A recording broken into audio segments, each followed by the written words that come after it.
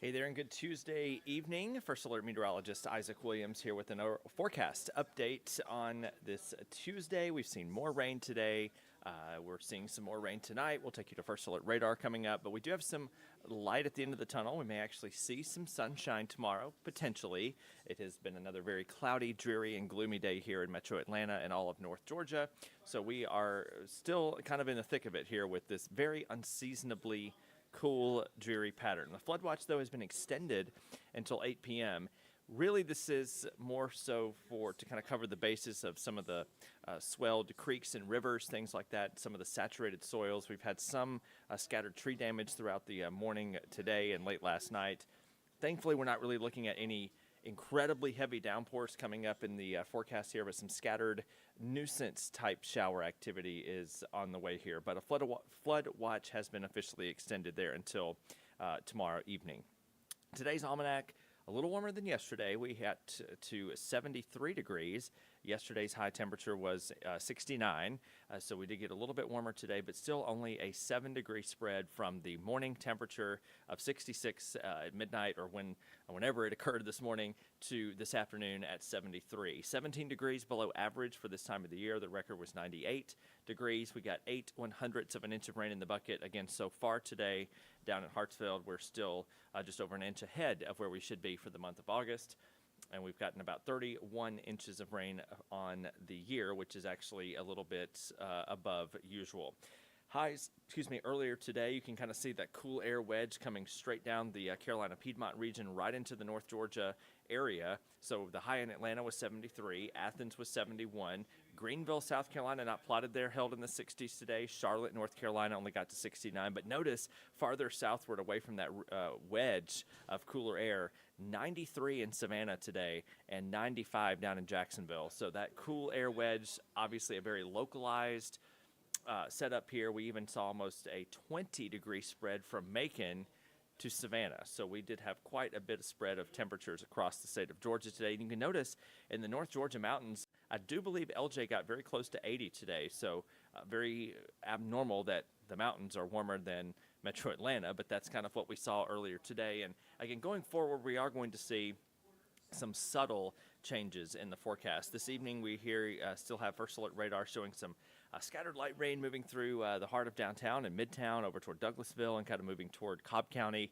and then back to the south and west, Carroll and portions of Heard County, getting some light rain that does stretch back across far east Alabama.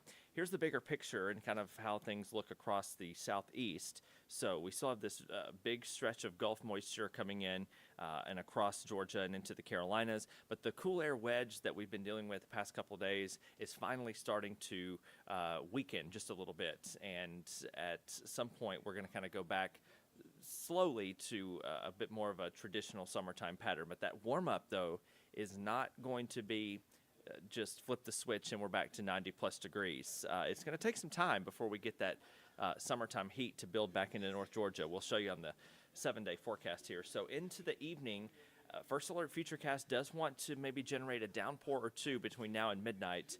It should be fairly isolated. I think we're still going to stick with mostly light, steady showers, nothing extremely heavy, but an isolated downpour is not out of the question.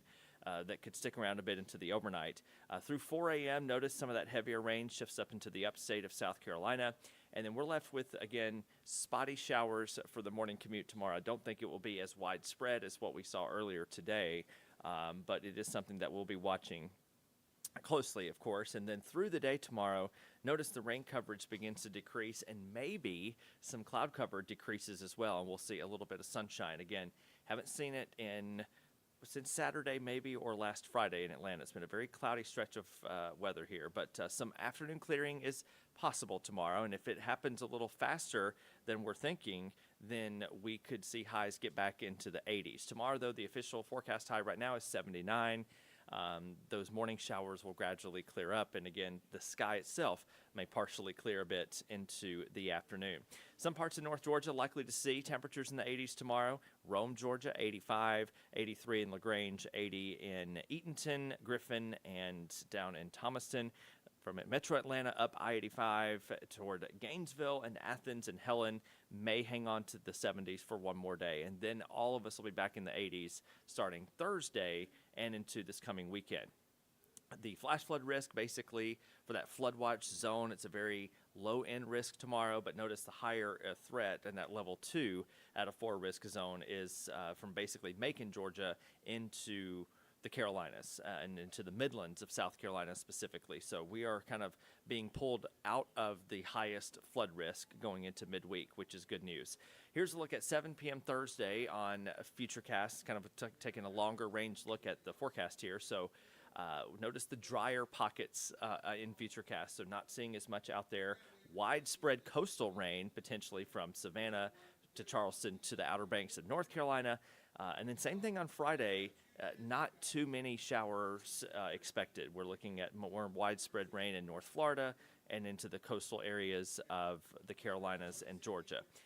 One more round of more isolated shower activity Saturday, the best concentration once again on the coastline. But once we get into Sunday, notice that darker green color does move farther into Georgia. So we are expecting a little bit of an increase in that rain activity by Sunday. And this could be indirectly tied to what's going on in the tropics. So I want to talk about that here. We've got the latest from the National Hurricane Center giving this broad area off the Carolina coastline a 40% chance of development in the next 7 days.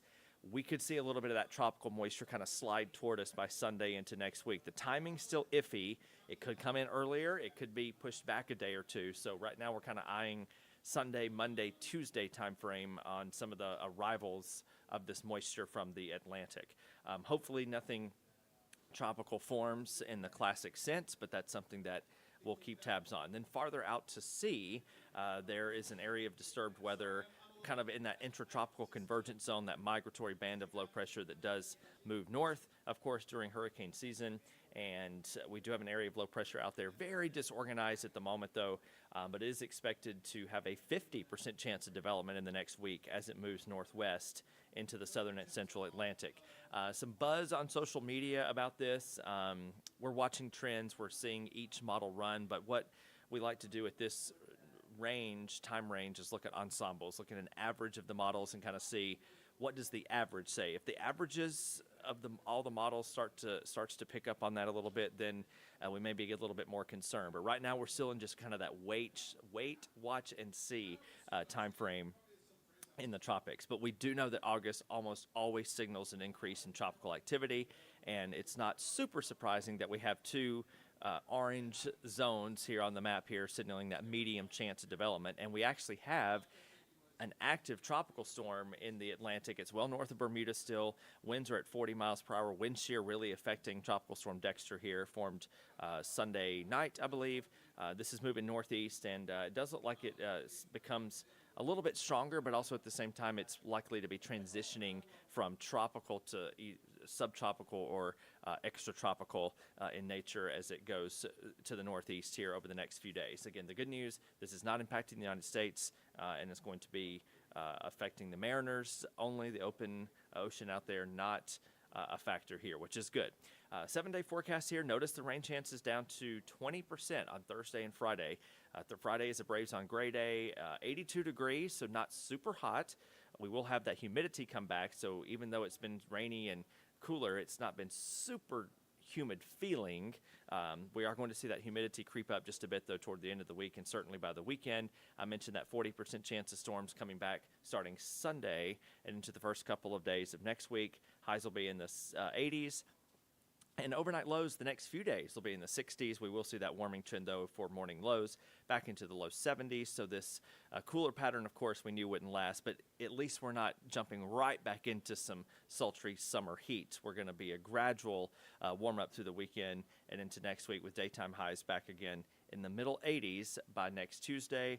Again, rain chances will be fairly isolated over the next few days, but again, we could be seeing an increase starting Sunday into next week, depending on exactly how that tropical moisture in the Atlantic behaves and if a tropical depression or storm forms. We'll, of course, keep it posted right here on Atlanta News First Plus, as well as inside the Atlanta News First weather app.